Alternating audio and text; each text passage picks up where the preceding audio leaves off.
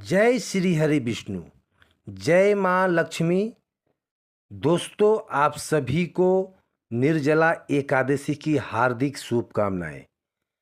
आज हम इस वीडियो में बात करेंगे निर्जला एकादशी का, जो कि साल 2025 में कब रखा जाएगा, क्योंकि इस बार निर्जला एकादशी की तिथि 2 दिन पड़ रही है, जिस वजह से निर्जला एकादशी का व्रत किस दिन रखा जाए, इसको लेकर के संशय की स्थिति बनी हुई है। तो आपको इस वीडियो में निर्जला एकादशी व्रत की सही तारीख बताएंगे और व्रत किस दिन रखना है, श्रेष्ठ किस दिन होगा, साथ ही व्रत का पारण किस समय करना है और इसकी संपूर्ण पूजा विधि क्या है, निर्जला एकादशी व्रत के जरूरी नियम क्या है, इस व्रत का क्या महत्व है, इस दिन क्या दान करना चाहिए, क्या करना चाहिए, इसकी संपूर्ण जानकारी आपको इस वीडियो में प्राप्त होगी। लेकिन वीडियो शुरू करने से पहले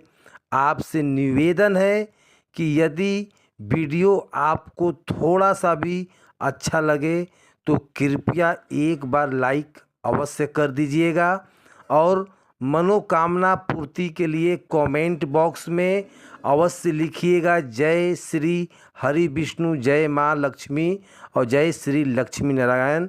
तो चलिए बात करते हैं निर्जला एकादशी की। दोस्तों, निर्जला एकादशी का व्रत सभी एकादशियों में सबसे सर्वश्रेष्ठ माना जाता है। ऐसा इसलिए क्योंकि इस व्रत को करने से व्यक्ति को सभी एकादशियों से प्राप्त होने वाले फल के समान फल मिलता है। साथ ही साथ समस्त पाप भी नष्ट हो जाते हैं और मोक्ष की प्राप्ति होती है। दोस्तों, ज्येष्ठ मास के शुक्ल पक्ष में आने वाली एकादशी निर्जला एकादशी के नाम से पूजा जाता है। इस व्रत को भीम ने शुरू किया था अपने गुरु व्यास जी के कहने पर, इसलिए इसे भीमसेनी व पांडव एकादशी के नाम से भी जाना जाता है। दोस्तों, इसकी जितनी भी एकादशी व्रत होता है भगवान विष्णु जी के चरणों में समर्पित होता है।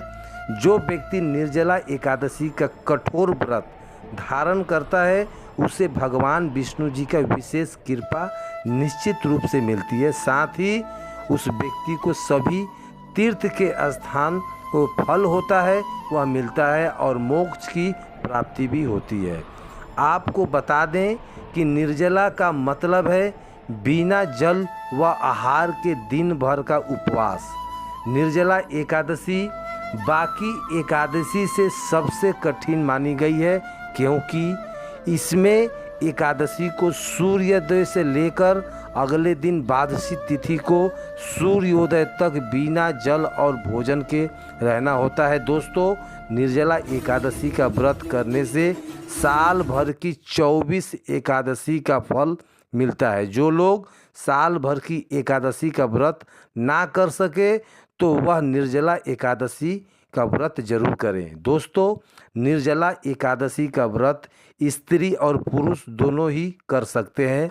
निर्जला एकादशी का व्रत कब करना है, पारण कब किया जाएगा, यह जानने से पहले इस व्रत की पूजा विधि व नियम जानना बहुत ज़रूरी है। दोस्तों, एकादशी व्रत के नियम दशमी से ही शुरू हो जाती है। आपको दशमी के दिन से सूर्यास्त के बाद भोजन ग्रहण नहीं करना चाहिए। इस दिन सात्विक आहार ही लें और दशमी से लेकर जो व्रत का पारण तक भक्तों को ब्रह्मचर्य का भी पालन करना चाहिए और दशमी को हो सके तो जमीन पर ही सोना चाहिए। ध्यान रखें, व्रती को एकादशी के दिन देर तक सोना नहीं है। आप हो सके तो ब्रह्म मुहूर्त में ही उठ जाएं और ना ही एकादशी की रात को सोना चाहिए, बल्कि इस दिन रात्रि जागरण का विधान है। इसके अलावा एकादशी के दिन पान खाना भी वर्जित है और इस दिन भूल कर भी चावल का सेवन ना करें। चावल का सेवन करने वाला व्यक्ति पाप का भागीदार है। इसके अलावा इस दिन किसी से निंदा ना करें, किसी का अपमान ना करें और क्रोध भी ना करें। साथ ही इस दिन घर का कोई भी सदस्य मांस मदिरा का सेवन ना करे। हो सके तो प्याज लहसुन का भी सेवन ना करें। सात्विक आहार ग्रहण करें। अगर आपने व्रत नहीं रखा है और इस दिन ज़्यादा से ज़्यादा विष्णु जी के मंत्रों का जाप करें। साथ ही प्याऊ की व्यवस्था भी कराएं और इसके अलावा विष्णु मंत्र का पाठ करें, उनका मंत्र का जाप करें और विशेष फल की प्राप्ति भी होती है इससे। इस दिन दान का बहुत बड़ा महत्व है, इसलिए इस दिन दान जरूर करें। इस एकादशी पर विशेष रूप से जल दान का बड़ा महत्व बताया गया है। इस दिन घड़ा दान करना चाहिए। मिट्टी का कलश यानी घड़ा का दान करने से बहुत फलदायी होता है।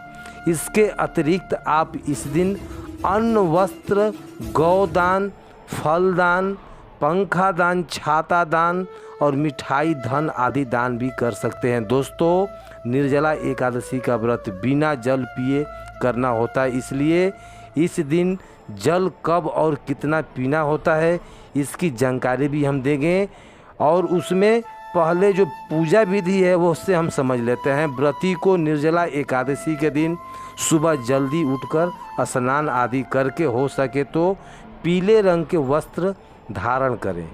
इसके बाद सूर्य देव को जल अर्पित करें। फिर पूजा स्थल को साफ सुथरा करके गंगा जल का छिड़काव पवित्र करें और सभी पूजा सामग्री एकत्रित कर लें। बात करें पूजा सामग्री की तो इसमें आपको एक लकड़ी की चौकी चाहिए, साथ ही भगवान विष्णु जी की मूर्ति या फोटो, जल का लोटा, पीले फूल, माला, चंदन, रोली मोली, अक्षत, सुपारी, लौंग, इलायची, धूप, दीप, इत्र, जनेऊ और विद्या फल मिठाई आदि लें और पंचामृत का भी व्यवस्था करें। कुछ दक्षिणा भी शामिल कर लें, जरूरी है ये। आप सारी सामग्री एक साथ एकत्रित कर लीजिए। आसन लगाकर पूर्व या उत्तर की ओर मुख करके बैठ जाइए। अब लकड़ी की चौकी रख लें, उसमें पीला कपड़ा बांधकर भगवान विष्णु जी की मूर्ति या फोटो को स्थान दें। अब सबसे पहले जो है व्रत का पूजा और दान का संकल्प लें।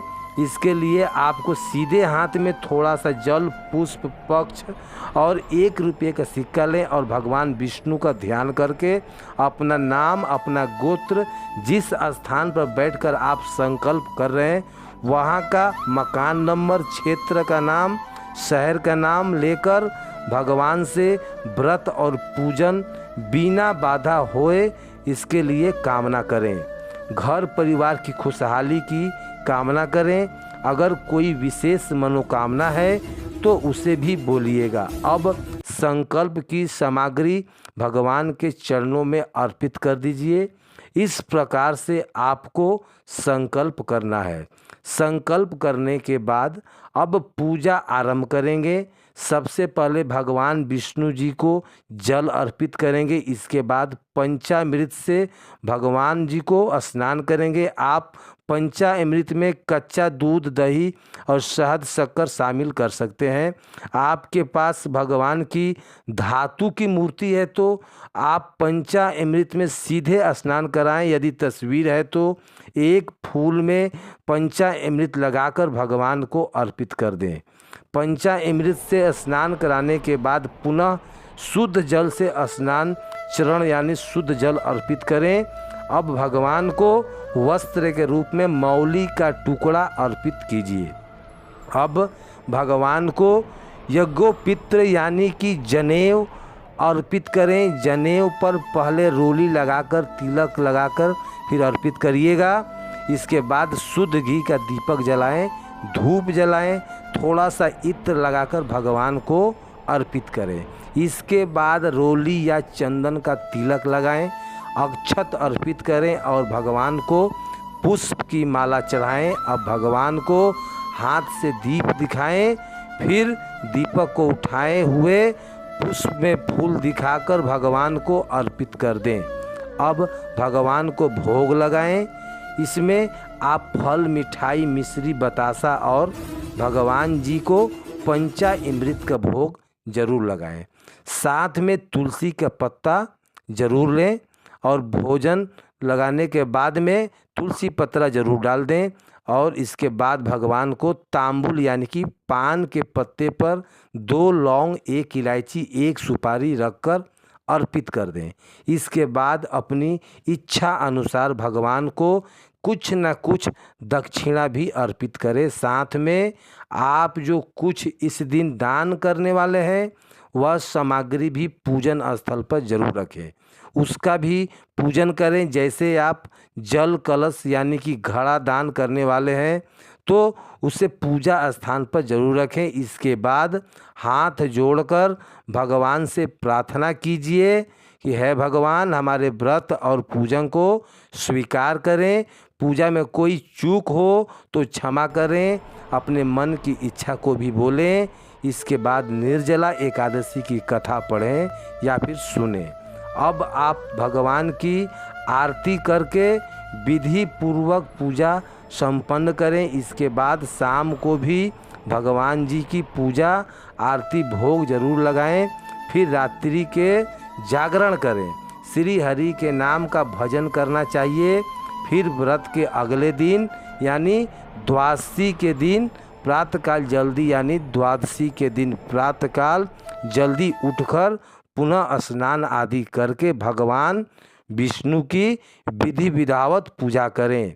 इसके बाद किसी ज़रूरतमंद को या ब्राह्मण को भोजन कराकर दान दक्षिणा देने के बाद ही शुभ मुहूर्त में व्रत का पारण करना चाहिए। पारण के लिए आप श्री हरि विष्णु का ध्यान करते हुए प्रसाद या तुलसी पत्र खाकर व्रत का पारण करें और फिर सात्विक भोजन ग्रहण करें।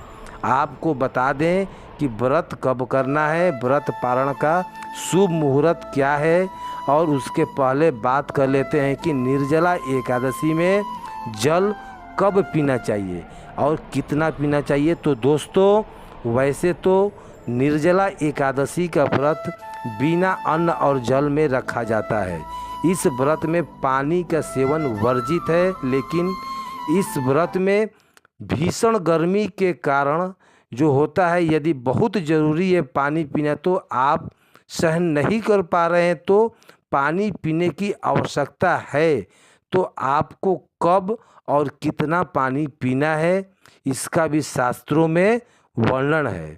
तो आपको बता दें कि निर्जला एकादशी के व्रत में नान और आचमन के सिवा जल वर्जित है। केवल 2 चीज़ों में आप जल प्रयोग कर सकते हैं, एक तो नहाते के समय, दूसरा आचमन में। यदि आपका गला सूख रहा है और पानी पीने की बहुत ज़रूरत हो तब आप शाम की दिया बाती करने के बाद आचमन के तौर पर जल ग्रहण कर सकते हैं। बस ध्यान रहे, जल आपको सिर्फ और सिर्फ आचमन के तौर पे ही लेना है। यह नहीं कि गिलास भरकर पानी पी लिया। जितना पानी हम पूजा के समय आचमन में लेते हैं उतना ही जल ग्रहण करने की इजाज़त इस एकादशी में दी गई है। और अगर आप निर्जला व्रत करने में असमर्थ हैं तो आप निर्जला व्रत का संकल्प ना लें। आप चाहें तो फलाहार करके भी व्रत रख सकते हैं, लेकिन इस व्रत की इतनी महिमा है, आप इस एकादशी का व्रत धारण जरूर करें। चलिए अब जानते हैं कि साल 2025 में निर्जला एकादशी का व्रत कब रखा जाएगा और व्रत का पारण कब किया जाएगा। पारण करने का सही समय क्या है, तो आपको बता दें कि साल 2025 में निर्जला एकादशी का व्रत 2 दिन रखा जाएगा, क्योंकि इस बार एकादशी तिथि 2 दिन पड़ी है। हम आपको बता देंगे कि किस दिन किस व्यक्ति को व्रत रखना चाहिए, कब रखना चाहिए और श्रेष्ठ क्या होता है। आपको बता दें कि ज्येष्ठ मास में शुक्ल पक्ष की एकादशी तिथि की शुरुआत 6 जून 2025 को प्रातःकाल 2:15 पर हो रही है। एकादशी तिथि की समाप्ति 7 जून 2025 को जो 4:47 पर होगी। तो इस हिसाब से एकादशी का व्रत 2 दिन रखा जाएगा। पहले 6 जून 2025 दिन शुक्रवार को और दूसरा 7 जून 2025 दिन शनिवार को। ध्यान रहे, जो व्यक्ति पारंपरिक जीवन में है यानी कि गृहस्थ जीवन में है, सामान्य जन है और उदया तिथि को महत्व देते हैं, तो वह पहले दिन वाली एकादशी यानी 6 जून 2025 दिन शुक्रवार को व्रत रखेंगे और 7 जून को पारण करेंगे। लेकिन जो लोग सन्यासी हैं, विधवा हैं और मोक्ष के इच्छुक व्यक्ति हैं यानी वैष्णव जन हैं, तो वह दूसरे दिन वाली एकादशी यानी 7 जून 2025 दिन शनिवार को व्रत रखेंगे और 8 जून को पारण करेंगे। चलिए अब जानते हैं कि लोग 6 जून 2025 को व्रत रखेंगे तो वह पारण कब करेंगे, पारण करने का समय क्या रहेगा। तो आपको बता दें कि व्रत पारण का समय 7 जून 2025 की दोपहर को 1:44 से लेकर शाम 4:31 पर रहेगा और पारण तिथि के दिन हरिवासर समाप्त होने तक समय 7 जून 2025 की सुबह 11:25 पर रहेगा। वहीं जो लोग 7 जून को व्रत रखेंगे तो उनके लिए व्रत का पारण का समय 8 जून 2025 की सुबह 5:23 से लेकर सुबह 7:17 तक रहेगा और पारण के दिन वादचित समाप्ति होने समय 8 जून 2025 की सुबह 7:17 पर रहेगा। तो दोस्तों, यह जानकारी आपको अच्छी लगी तो कमेंट में जय श्री हरि या जय लक्ष्मी नारायण जी जरूर लिखें। वीडियो थोड़ा भी अच्छा लगा हो तो कृपया वीडियो को लाइक अवश्य करें, शेयर करें और साथ ही साथ हमारे चैनल को सब्सक्राइब करें। धन्यवाद।